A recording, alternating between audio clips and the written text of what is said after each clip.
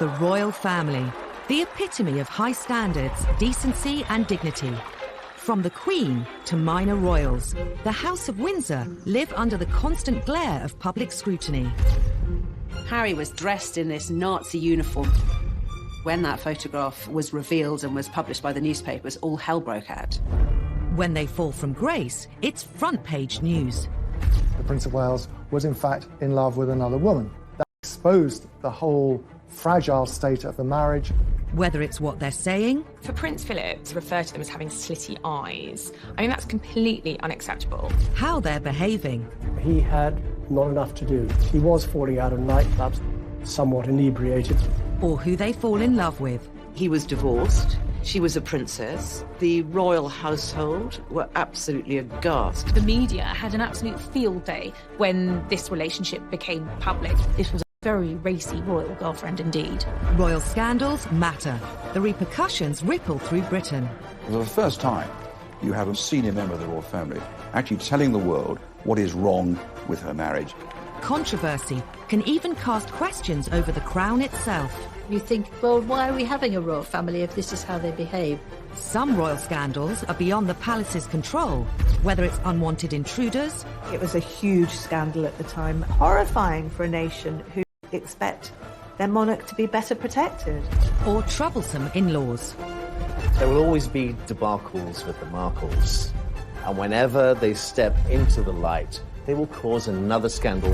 These are the stories that caused scandals at the palace, told by those that witnessed them. But the whole thing was embarrassing for the royal family. Not only did she wash her dirty linen in public, before it was washed, she held it up so everybody could see every little stain.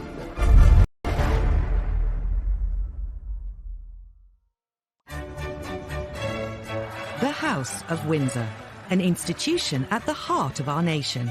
The royal family really goes to the very essence of as who we as Brits identify as and see who we are. The Queen is amazing because she's our head of state. Unlike previous royals, the Windsors rule during a media age like no other. The idea of that goldfish bowl, which the royal family live in, means that scandals are never very far away because the world is watching. However hard the royal family may try to control its image, it's almost impossible to do so when scandals erupt.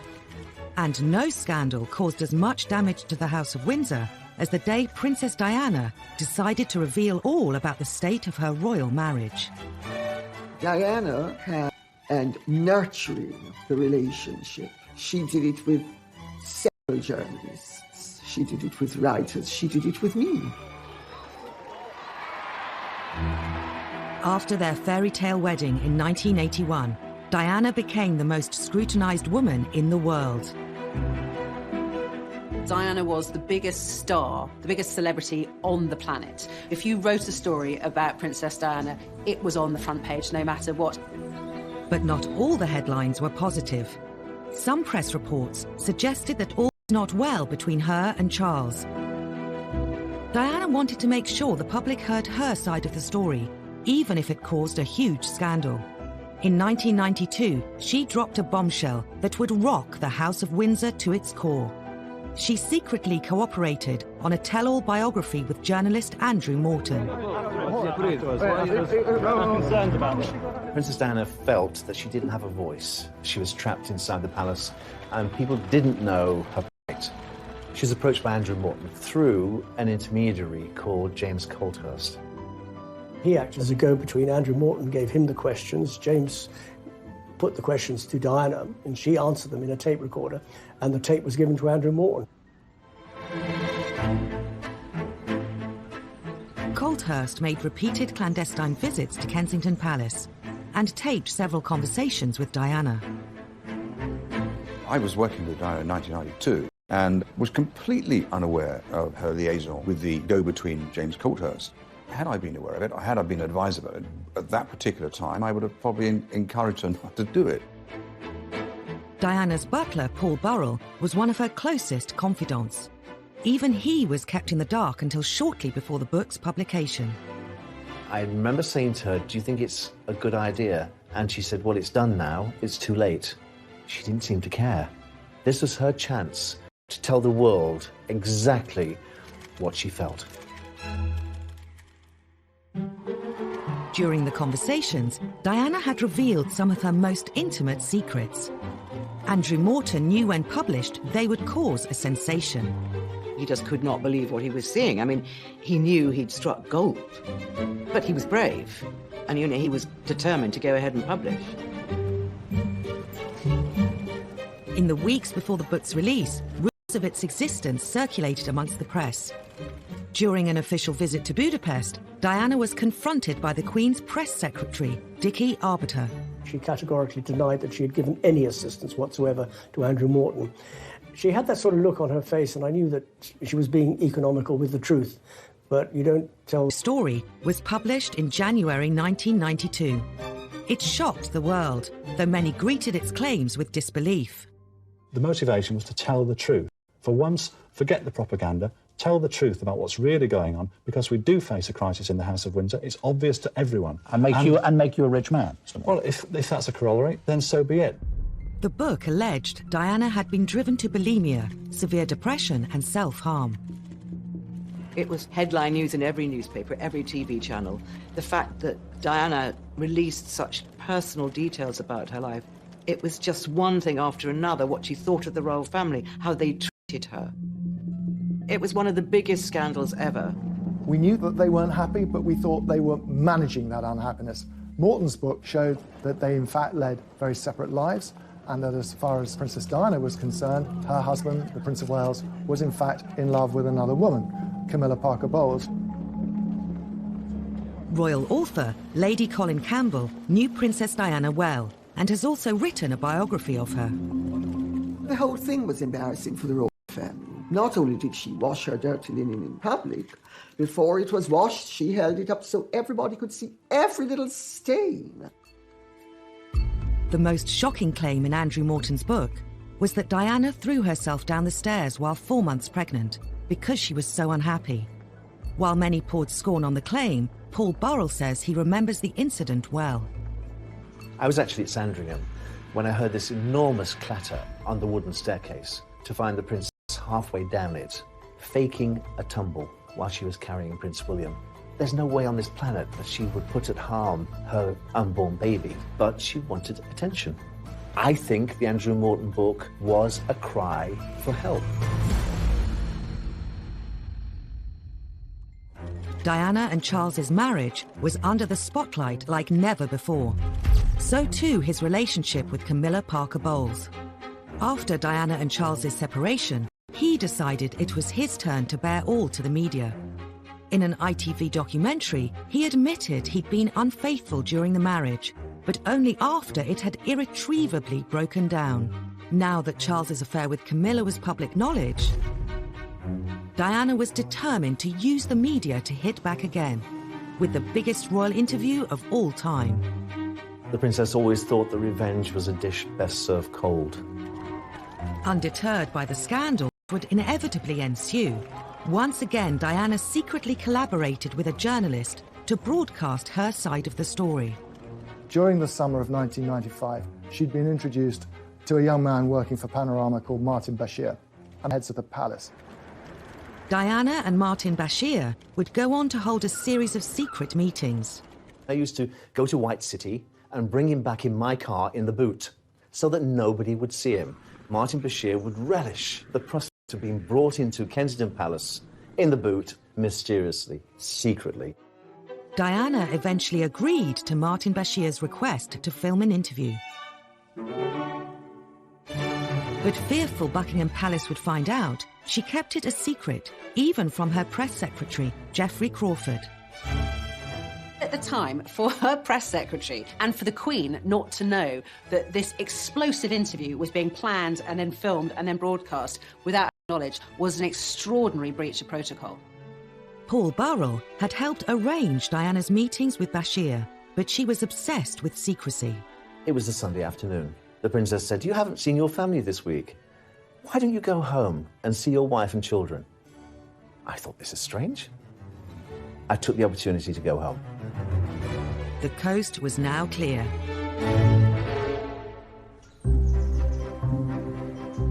The Panorama team were secretly admitted to Kensington Palace.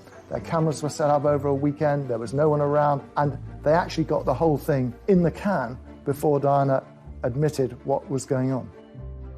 Monday morning, I arrived back at the palace to notice all the furniture had been moved in the Prince of Wales' study. And I said to the princess, why have these chairs been moved in different directions? I had a dance class yesterday afternoon. Later that evening, she confided in me that Martin Bashir and the camera crew had been into the palace to film the interview. Oh my goodness, I said, you didn't say anything you shouldn't say, did you? She said, well, I did say a few things. Would you say that you were happily married? Very much so. But the pressure on us both as a couple with the media was phenomenal. I think the thing people remember most is her description of her marriage and the fact that there was a third party in their marriage, namely Camilla Parker Bowles, whom she made clear had been having an affair with the Prince of Wales, her husband. The princess came across as doe-eyed, vulnerable, hurt, wounded. She knew exactly what she was doing, even down to her makeup and the way she was dressed. The way she presented herself on that Panorama interview was key to winning over the hearts of the nation. It got more than 22 million viewers. You can also see why the royal household was so totally devastated by it, and they didn't even know it was happening when it was being planned. With Army officer James Hewitt. Yes, I adored him. Yes, I was in love with him. She just needed somebody to love her. Diana would make one more shocking comment about Charles's future role as king. Being Prince of Wales produces more freedom now, and being king would be a little bit more suffocating. And because I know the character, I would think that the top job, as I call it, would bring enormous limitations to him. And I don't know whether he could adapt to that. Some think Diana was driven by an ulterior motive. The thing that people objected to, not only in the royal family, but in establishment circles, was how she had tried to deprive Charles of his rights to the throne. Her agenda was, if the Queen dies and Charles is out of the line of succession, William becomes king and she can work herself into the position of being regent. I mean, the whole thing was madness. Diana's interview made headlines the world over. The House of Windsor was under scrutiny like never before. So for the first time, it's in modern royal history, you have a senior member of the royal family actually telling the world what is wrong with her marriage, what is wrong with her husband, why I'm so unhappy in this, why it's about time that I left the royal family. That was the story. It was a story that nobody really expected would happen, but it did. A scandal could bring down the monarchy. Diana almost did. She wouldn't have been proud of that. But I think the royal family are only there for as long as people want them to be there. Diana's revelations were a watershed for the House of Windsor. However, she wasn't the only royal to court publicity and cause scandal. The Queen Mother in particular was incensed that in one fell swoop, Edward had managed to set them up to be complete laughingstocks.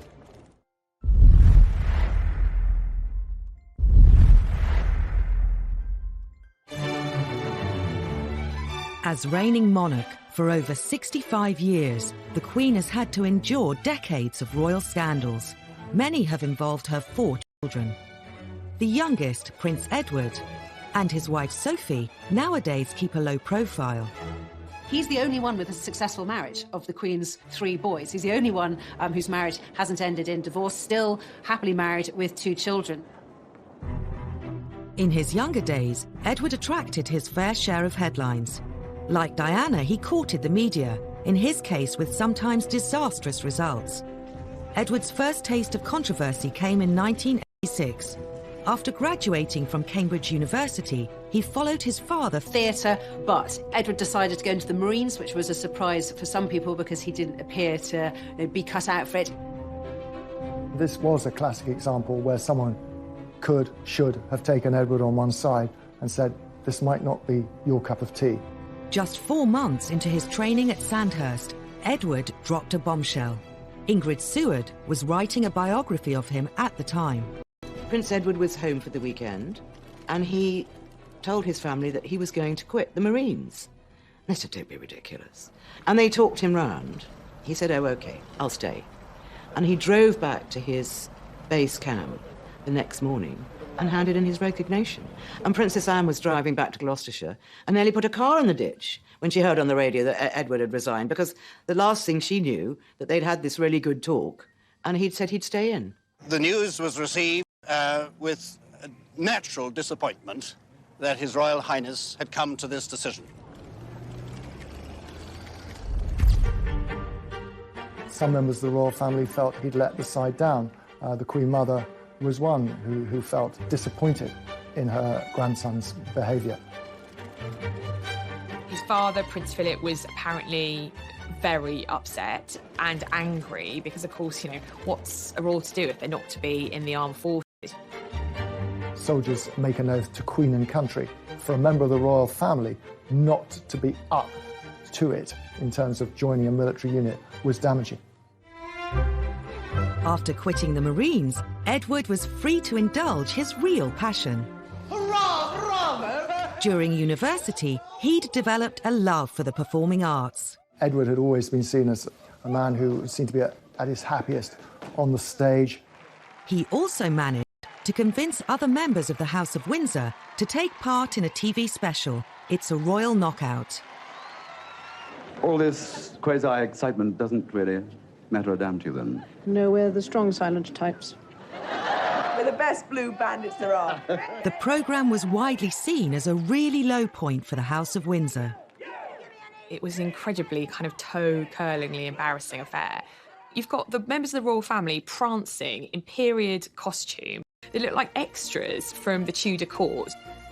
I think it was quite dangerous for the royal family in a way, because you think, well, why are we having a royal family if this is how they behave? If you see these people running around, mucking about like 6-year-olds or 3-year-olds even, and you think, well, am I giving my taxpayers money for this? It's nonsense. On the day the programme was filmed, Edward gave a press conference to the waiting media, but it turned into yet another Have you? Well, thanks for sounding so bloody enthusiastic.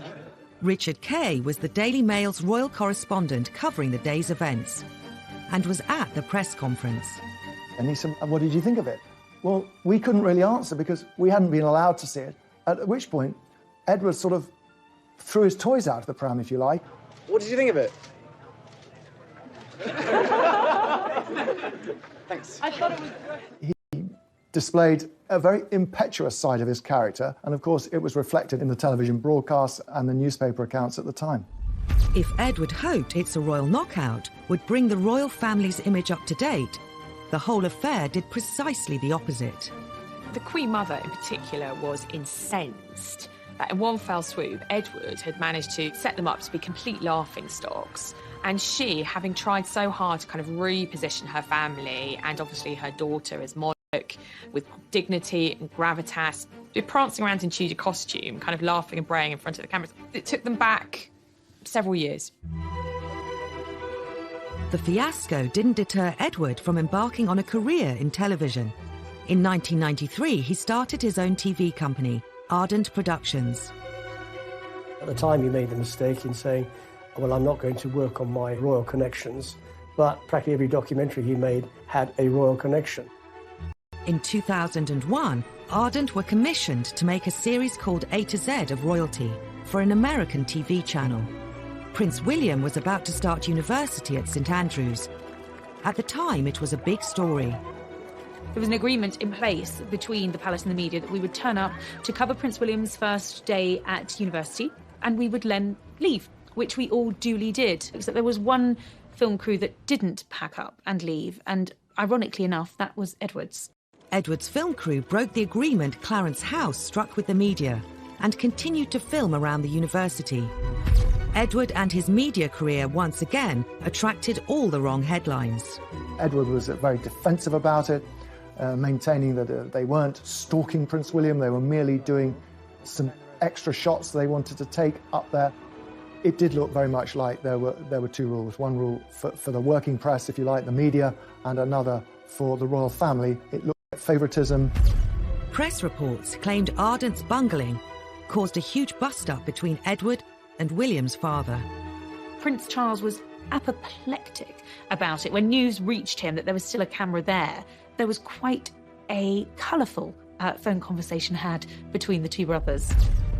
Ardent were forced to issue a public apology. It was a massive case, end of Edward's fledgling production career. Edward's television career was subject to press ridicule from the beginning. It was symbolic of the media's changing relationship with the royals. In the years immediately after the war, the British media showed far more deference to the monarchy. But in the 1950s, that began to change. The threat of scandal forced Princess Margaret to abandon her plans to marry. Her suitor, a member of the royal staff, named Peter Townsend. Peter Townsend was a war hero, a fighter pilot, very glamorous. But Peter Townsend had been married before, and in those days that created a huge scandal. The obstacles were enormous. He was divorced, she was a princess, the royal household were absolutely aghast. It was seen as a scandal because you can't do that as a royal. You can't get involved with somebody who is divorced. It's not done.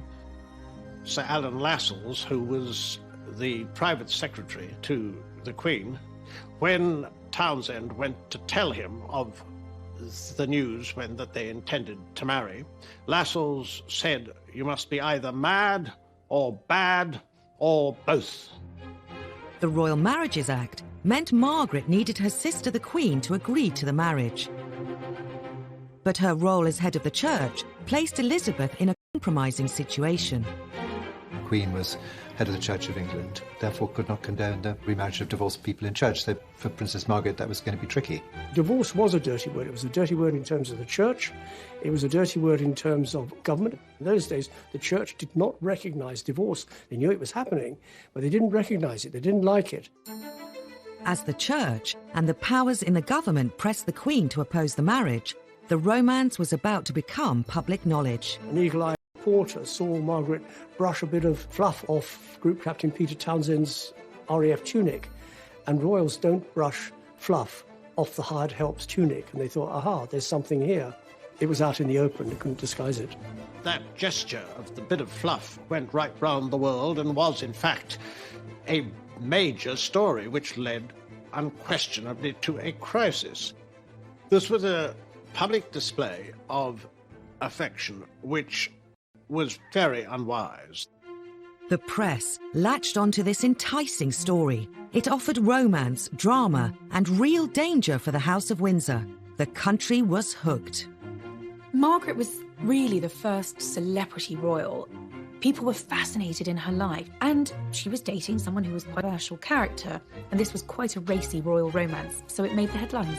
Unfortunately, the fact that he had been divorced was a big issue, and whereas a lot of people were privately sympathetic to Princess Margaret, there was still this huge issue hanging over it. The romance was doomed. Margaret was presented with a choice. If she married Townsend, she would have to give up her title as princess. She chose her duty to the crown. She issued a rare statement in which she said that she had decided not to marry Peter Townsend. She recognised that being Princess Margaret and given her place in line to the British throne, that actually it was a case of duty before self, and that was what she decided to do.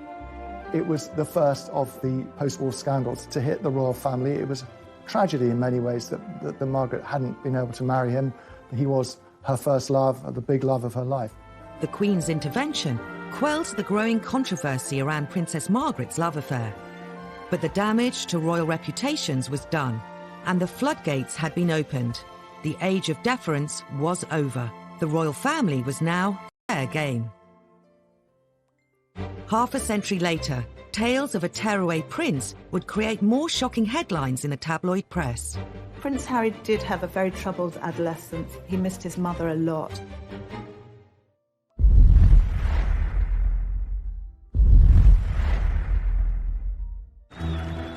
Prince Harry. He served Queen and country. He campaigns for all kinds of worthwhile causes. And he's one half of a real-life royal fairy tale. Sixth in line to the throne, these days he's undoubtedly one of the most popular members of the royal family. But a few years ago, he was no stranger to tabloid scandals. Harry's always been the one who knew he'd never be king. Didn't matter. So Harry could do exactly what Harry wanted.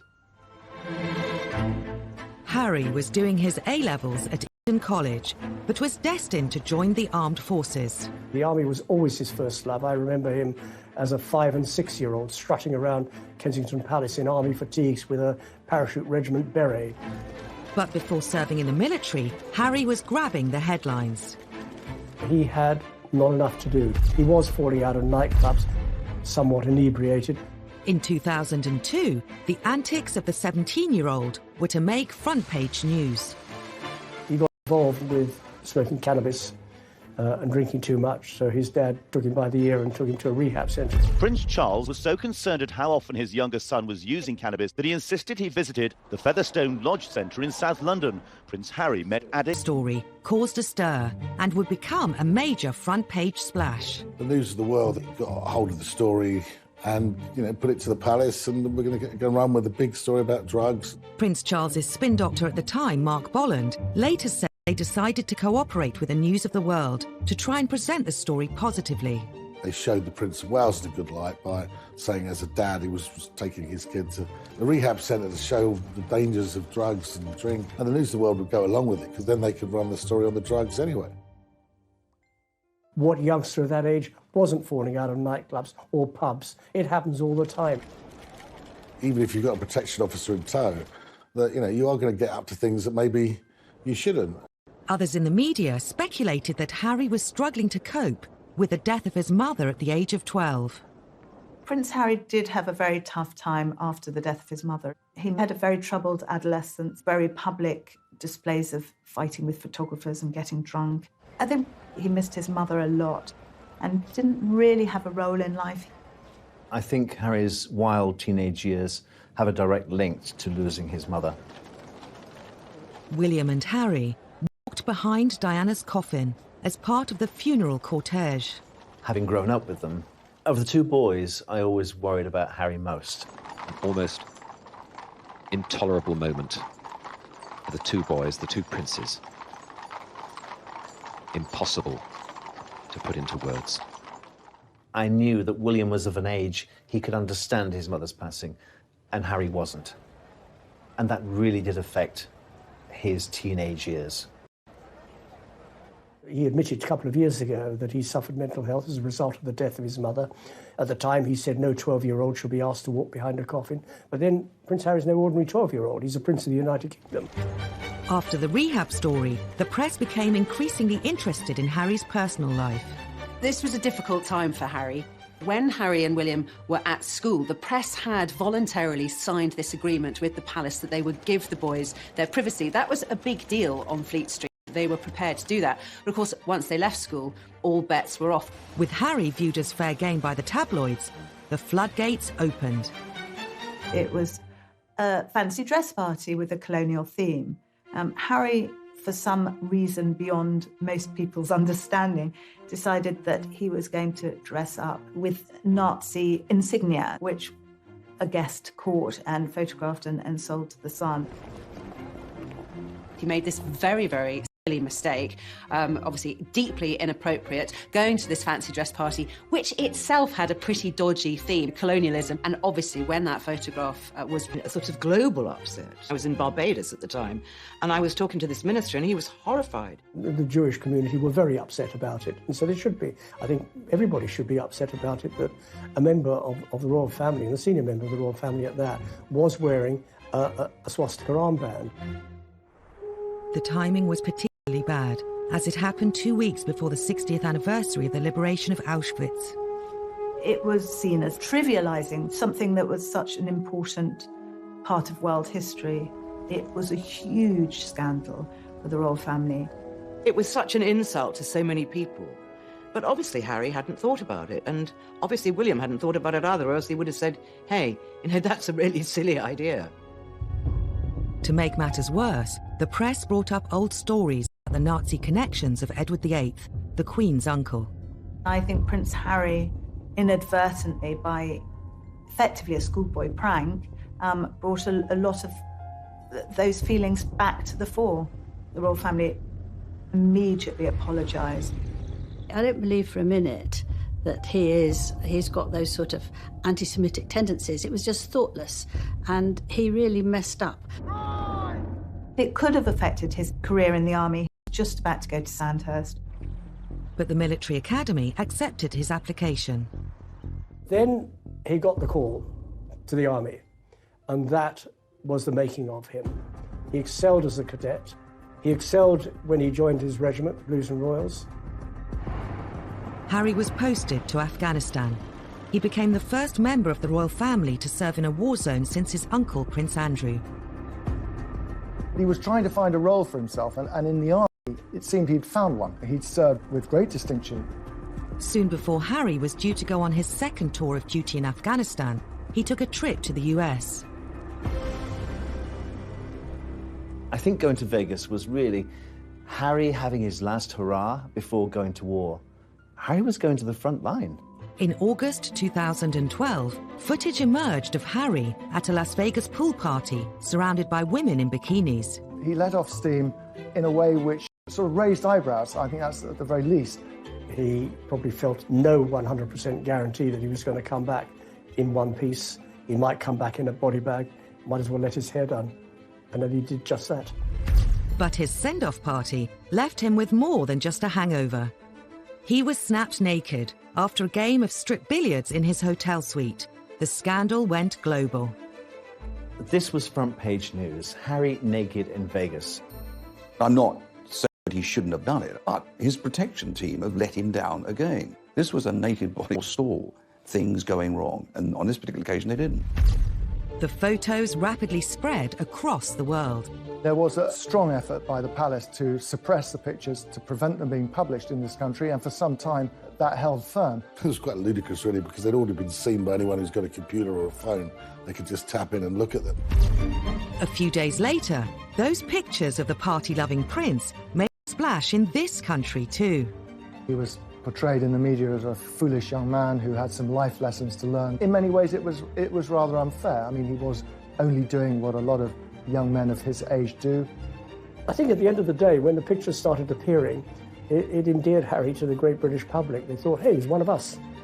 Ultimately, it was a phase Harry was going through, like a lot of kids go through, and just part of his growing up. Today, Harry has dedicated himself to helping young people and mental health charities. And of course, he's very happily married. Some think Harry's wild days actually helped cement his place in the hearts of the public. I think the whole world love Harry. Welcome to Canada! They love a sort of bad boy who's become a good boy, and he's got a lot of charisma. Harry is a progressive modern royal. You either want the royals to be modern or you don't. If they're not modern, they're complaining about them not being modern. If they do modern things, then still complaining. You can't have it both ways. Prince Harry cares a great deal about how he's perceived. But the same couldn't be said of his grandfather. I think there's always a slight intake of breath whenever we used to see the Duke of Edinburgh on public engagements, because you never quite knew what he was going to say or do next. They don't sound entirely native.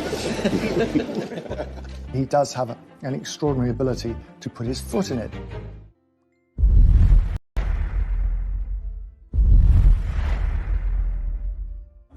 Before retiring from public engagements well into his 90s, Prince Philip did a remarkable job, accompanying the Queen on royal visits throughout the UK and all over the globe. We've not seen the world's most experienced pluck on there. He's also known for his blunt sense of humour. Philip would rather be known for his one-liners than for his gaffes, of course. But nevertheless, that's how many of these jokes, if that's what they are, have been interpreted by the media over the years. I mean, he does have an extraordinary ability to apparently put his foot in it. Historically, whether he's giving a speech to dignitaries, greeting world leaders, or being given a tour of a hospital, Prince Philip has been known to offend his hosts. Philippines. like intake of breath whenever we used to see the Duke of Edinburgh on public engagements, because you never quite knew what he was going to say or do next. And that's led to a string of scandals and a huge array of headlines. The Duke of Edinburgh definitely has a reputation for being gaffe-prone. Some of them are funny. Thank you very much indeed for your kind welcome and for the very nice things you said about me, and also for this excellent dinner. I can tell you that I'm prepared to grace almost anything for a meal like that. Some of them are very non-PC. Prince Philip today unveiled an award, but also at one point observed that a somewhat dilapidated fuse box looked as though it was put in by an Indian. And some of them are downright offensive. You don't sound entirely native. I just don't think he can help himself. He just says what he thinks. And I suppose in the 1920s and 1930s you could get away with that. Prince Philip is a law unto himself. I think it would take a very, very brave person to say, sir, by the way, can you just tone it down a bit? No one tells Prince Philip what to do, first and foremost. He is his own man. He says what he thinks and what he feels.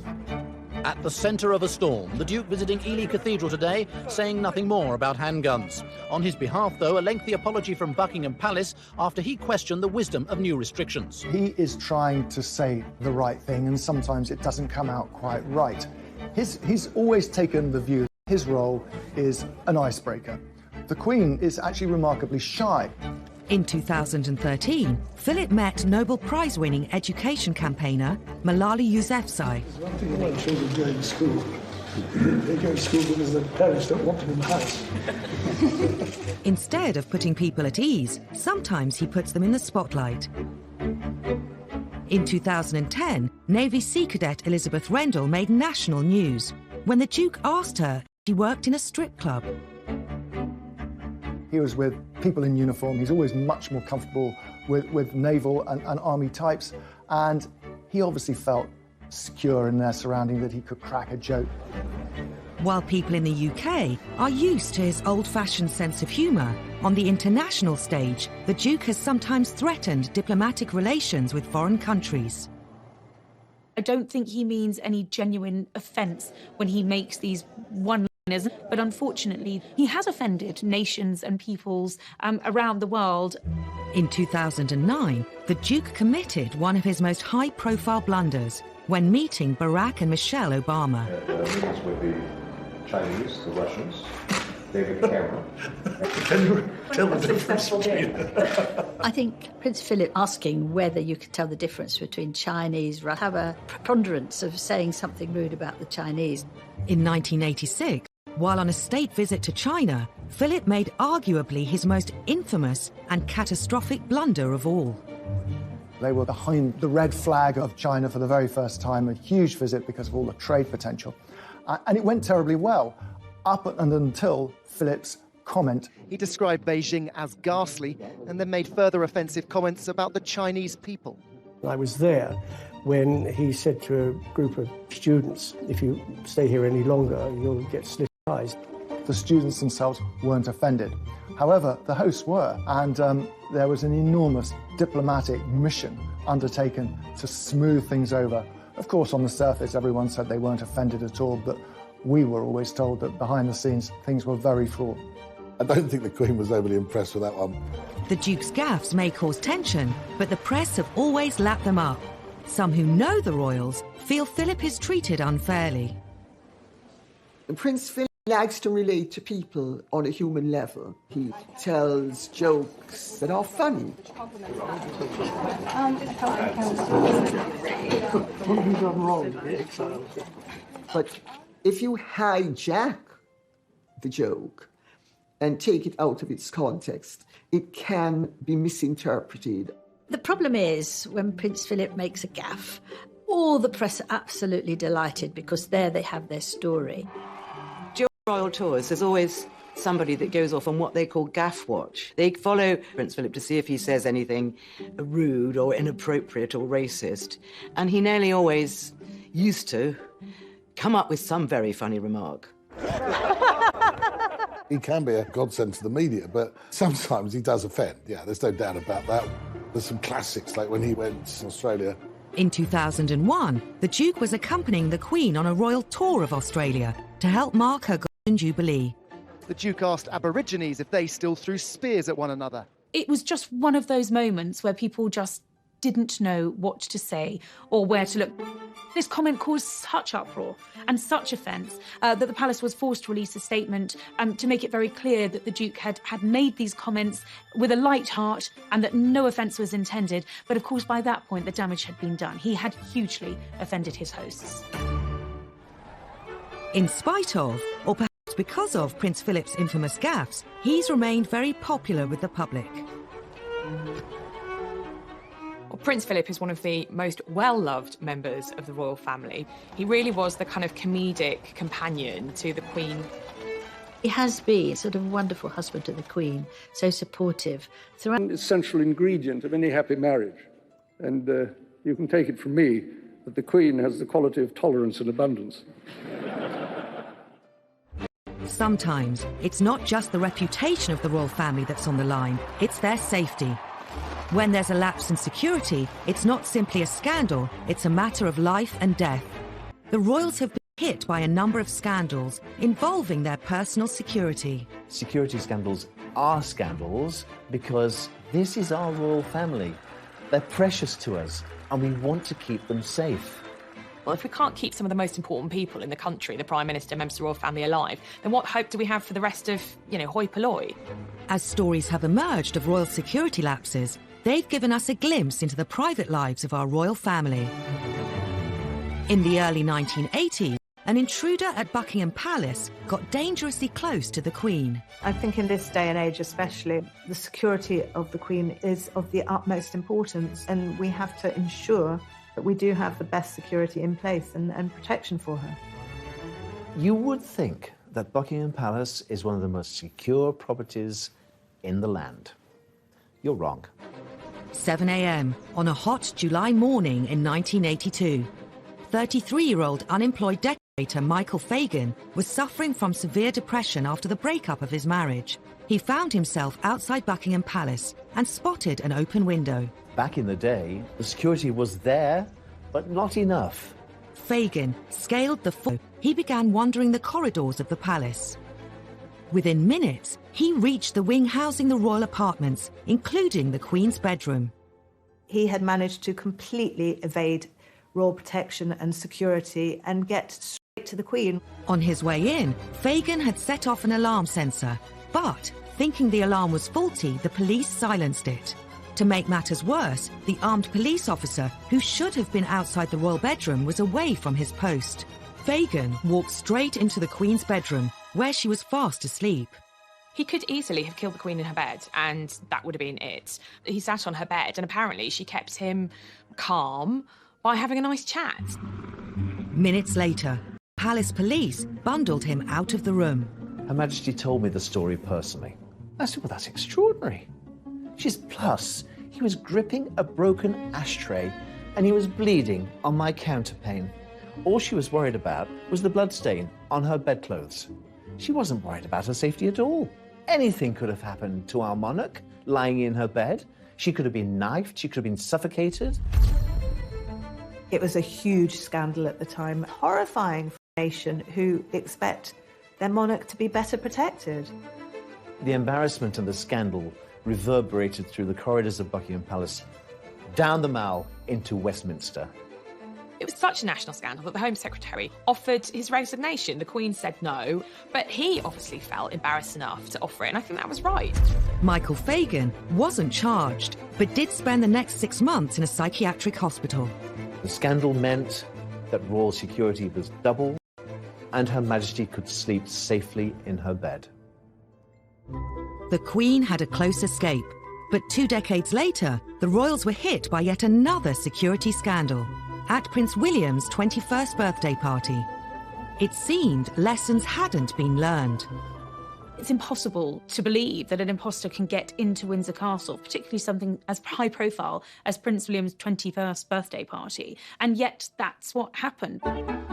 The theme of the party was Out of Africa. Unbeknown to the news crews filming the build-up, they'd caught on camera the man who would be on the front pages of the tabloids the next day, and it wasn't the birthday boy. Happy birthday! dressed as Osama bin Laden wearing a ball gown, a little-known comedian, Aaron Barshak, the self-styled comedy terrorist, was parading around Windsor's streets, pretending to be one of Will's party guests. You can see from the footage Barshak walking up Castlegate, up to the castle, all dressed up as a comedy terrorist with a big black beard and his robes. Because, of course, trying to monitor who's meant to be there and who's not meant to be there when the comedian was dressed in a pink dress and a fake beard. So he clearly didn't fit with the theme. He should have set security alarm bells going much earlier than he did. But in fact, he was able to slip in undetected. How he managed to scale the walls, how he subsequently managed to infiltrate the party. I mean, this was the stuff of almost unbelievable reports the next day. The walls of Windsor Castle successfully kept out the rebel barons in the 13th century, but they were no match for a man in a peach-coloured ball gown and a false beard. He managed to get past the police security and into the castle, which, by the way, is a pretty big place, straight into the party. I mean, that was a huge security breach. Barshak climbed onto the stage, where Prince William was making a speech. He kissed him on the cheek before eventually being detained. He certainly shouldn't have been allowed to get anywhere near, let alone kissing distance, of William. The fact that he got on stage, no one realised anything was wrong until Prince William looked at him and said, "Who the hell are you?" It is rare for almost all senior members of the royal family to be gathered together in one place. And if Barshak had been someone with evil intent, well, you can imagine the consequences. There was a huge public outcry. David Blunkett, the Home Secretary at the time, had to make apologies on behalf of the police. Security breaches don't get any bigger than that. It was a huge royal scandal, and suddenly all of the attention was off the birthday boy and on what was essentially a massive security threat. David Blunkett did also, interestingly, put the boot into the royal family. He clearly wasn't prepared to take the full blame on behalf of the police and said that the royal family had specifically asked for lighter touch policing on that night. Every senior member of the royal family was in attendance. Had that been a real-life terrorist, we'd be talking about a very different story today. Could the lax security around the royals have prompted the idea behind the next breach? Less than 6 months later, an undercover reporter infiltrated the royal household and got a job as a footman. The reporter faked a CV, bogus references, and somehow managed to elude royal security and all of the checks that surely go with applying for a job in the household. The Daily Mirror even managed to take this grainy photograph of their fake footman, Ryan Parry, standing on the balcony of Buckingham Palace. The Mirror journalist described how his uniform guaranteed virtually unlimited access to every part of the palace. For the Daily Mirror, this was a massive coup, revealing the most astonishing details about the domestic lives of the royal family.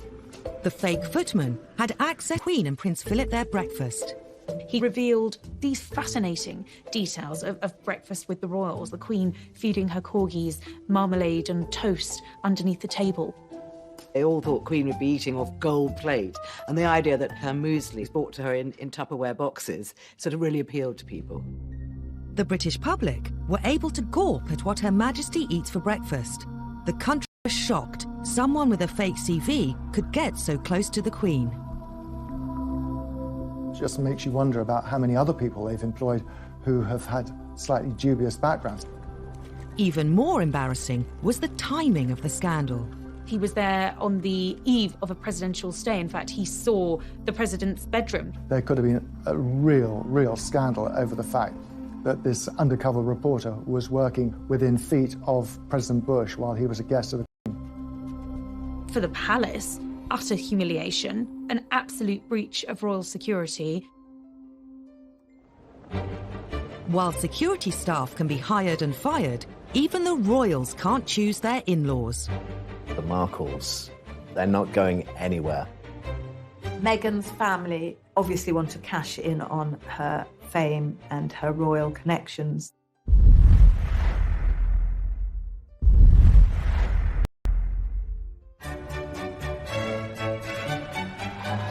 May 2018, Prince Harry married Meghan Markle in a fairy tale wedding, watched by the world. I think the wedding of Prince Harry and Meghan Markle really captured most people's imagination, and it was like a film set. I think it was very Hollywood, really, more than royal in a way. The whole country was excited at the prospect of having an American in the royal family. The royal wedding itself was like a giant street party. Everybody loved it. For the Windsors, a royal wedding means welcoming a new set of in-laws into the family. The royals have had a brilliant way at dealing with the in-laws. We always used to call them the outlaws because they were not hugely welcomed in. But that has changed in recent years. The royals are now much more welcoming to those whose families, of those who marry into them. But new in-laws can bring their own potential for scandal beyond the control of the palace press machine. Since Meghan's engagement, her family have been a gift for the scandal-hungry tabloid press. One thing you have to understand about the Markle family is it's a rather dysfunctional family, especially from where we're sitting here. The run-up to the royal wedding was a very, very difficult time, I think, for Meghan and for Harry, and what should have been the happiest day of their lives was overshadowed by a very unhappy build-up to the wedding. Meghan's half-sister Samantha, having previously labelled Meghan a social climber, she revealed she was writing a book called The Diary of Princess Pushy's Sister. Meghan and her half-sister Samantha have never been close. It is abundantly clear that Samantha Markle is deeply jealous of her. She's also been outspoken on Twitter, in one outburst branding Meghan the Duchess of Nonsense. The Markles have caused a huge amount of problems. Samantha is off the rails as far as the things that she says. In the weeks before the wedding, the scandals kept coming. Many of the Markles have been keen to cash in on their fame through their new royal connection. And no one is doing that better than Tyler Dooley, her nephew, who is growing cannabis quite legally. He decided that he was going to launch a brand of cannabis called Markle's Sparkle. You can't control the families they marry into, particularly if the families they're marrying into are on the other side of the world, in the United States. They are citizens of another country. They do things in a different way. Some royal observers think the problems with Meghan's family became even worse after Harry appeared on Radio 4's Today programme. Were there family traditions you had to explain to her? Oh, plenty. I think that's probably. I think we've got one of the biggest families that I know of, and every family is complex as well. So, no, look, she's done an absolutely amazing job, just getting in there, and it's the family that I suppose she's never had. Harry's comment about Meghan's family sparked a very public war of words with the Markles. It was a crass remark, I think, by Harry. I think he immediately regretted it because it exploded into the social media, Twitter sphere, if you like. Samantha Markle is very handy on social media, and she responded pretty much immediately, saying, well, wait a minute, there is a family here. We were all there when Meghan was growing up, and the palace should have intervened quickly to nip it in the bud. A simple invitation to the wedding would have solved it. But wedding invitations weren't forthcoming. I think Samantha Markle, along with the rest of the Markle family, have been hurt by being ostracised. I think by being pushed to the margins and left out, the biggest street party in our country last year really, really hurt them. Then, Meghan's half-brother Thomas Jr. decided to have his say in the press. He decided in his wisdom that he was going to write an open letter to Prince Harry, suggesting that he called off the wedding and saying, it's not too late, mate, to get out of it, and my half-sister is shallow and jaded and conceited. Really wants to protect her from her family, as far as I can see. The big scandal of all involved Meghan's father Thomas and some faked photographs. All had seemed well when Kensington Palace announced he would be walking his daughter Meghan down the aisle. We were all looking forward to seeing both her mother and her father at her side on the wedding day. But as the date got closer and closer, it became apparent that there was a problem with her relationship that she had with her father and whether he was actually going to be able to attend. 2 weeks before the wedding, what appeared to be paparazzi photos emerged of Thomas Markle being measured for a wedding suit. Another image showed him in an internet cafe near his home in Mexico, looking at pictures of Meghan and Harry. But soon after their publication, it emerged that Thomas Markle had colluded with a photographer to stage the photos. During the run-up to the Meghan and Harry wedding, there was a lot of attention put on to Thomas Markle, who felt that he was getting a lot of bad publicity. He was being portrayed as a sort of reclusive, penniless slob in Mexico, was sort of the image that he felt he was getting, and he wanted to correct that image. So he decided, in his wisdom, or distinct lack of wisdom, that he would set up these photos that showed him, in his opinion, in a better light. The focus of the wedding shifted from the bride and this great British event to the bride's father. The British press had a field day. Samantha Markle admitted advising her father to do the photos. They were both accused of ruining Harry and Meghan's imminent wedding. Whether he was financially rewarded for them, we're not entirely sure, but the assumption was he was being paid for these pictures. And that started alarm bells ringing at Buckingham Palace. And then, of course, there was so much written about how this must be very, very humiliating for Meghan, and what's her relationship, and is he going to come to the wedding after all or not, which was, of course, the big question mark about all of that. Was Thomas going to walk Meghan down the aisle? As the clock ticked down to the big day, it was reported Thomas Markle was in hospital with heart problems, meaning he wouldn't be at the wedding. It turned into a huge fiasco for the royal family. This was a man who had to miss his daughter's wedding, who was flailing around not knowing what to do, and ended up in hospital with a heart attack. In the end, Prince Charles stepped in. As a father of a daughter, more than anything, you want to give your daughter away, I'm certain, at her wedding, and the fact that he couldn't do that must be a sense of deep, deep sadness to him. Could the whole scandal have been avoided? Now, wouldn't you think they'd learned their lessons from the past? Wouldn't you think that they'd send somebody out to America to take care of the father of the bride? But Dickie Arbiter, the Queen's former press secretary, says that Buckingham Palace was powerless to intervene. A lot of people were saying prior to the wedding that maybe the palace should have done more to protect Thomas Markle. Suggests that Harry and Meghan should fly out there. Well, it's not that simple. A member of the royal family goes to a foreign country. First of all, you've got to ask the Queen's permission, if they can go. Then you've got to say to the government you want to go. Royals can't just jump on a plane. The controversy surrounding Thomas Markle and the fake photos put a huge strain on his relationship with Meghan, and there was worse to come.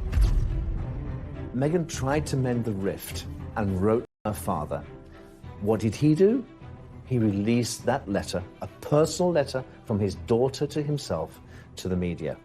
If every time she writes to him or rings him, he talks to a journalist, then she's going to stop doing it. So she's going to have to cut him out of her life, I fear. To make matters worse, 6 months after the wedding, Thomas Markle appeared on TV, complaining Meghan had cut off all contact. I've been trying to reach out for several weeks. Every day I try to text her. I just haven't received any comment back. And Samantha appeared on Channel 5's Jeremy Vine show to defend what she'd said about Meghan. I've got a brother. If I fall out with him, what I'm not going to do is tweet insults at him, because then he won't talk to me. Isn't that how we all work with each other? What was going on that didn't make sense is that I really started to feel protective over our father. But why insult her? I don't understand. Because he was being purposely ignored. Sure, but how does it help him to alienate Meghan? I don't understand. Help me understand. We were hoping that private channels would be used. They're not being used. When they failed, we went public. I don't think Samantha Markle is going to go away anytime soon. There will always be debacles with the Markles. They're not going anywhere.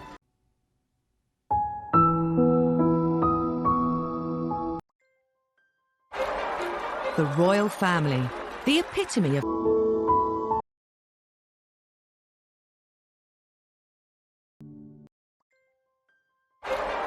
The royal family, the epitome of high standards, decency and dignity. From the Queen to minor royals, the House of Windsor live under the constant glare of public scrutiny. Harry was dressed in this Nazi uniform. When that photograph was revealed and was published by the newspapers, all hell broke out. When they fall from grace, it's front-page news. The Prince of Wales was in fact in love with another woman. That exposed the whole fragile state of the marriage. whether it's what they're saying. For Prince Philip to refer to them as having slitty eyes, I mean, that's completely unacceptable. How they're behaving. He had not enough to do. He was falling out of nightclubs, somewhat inebriated. Or who they fall in love with. He was divorced. She was a princess. The royal household were absolutely aghast. The media had an absolute field day when this relationship became public. This was a very racy royal girlfriend indeed. Royal scandals matter. The repercussions ripple through Britain. For the first time, you have a senior member of the royal family actually telling the world what is wrong with her marriage. Controversy can even cast questions over the crown itself. You think, well, why are we having a royal family if this is how they behave? Some royal scandals are beyond the palace's control, whether it's unwanted intruders. It was a huge scandal at the time, horrifying for a nation who expect their monarch to be better protected. Or troublesome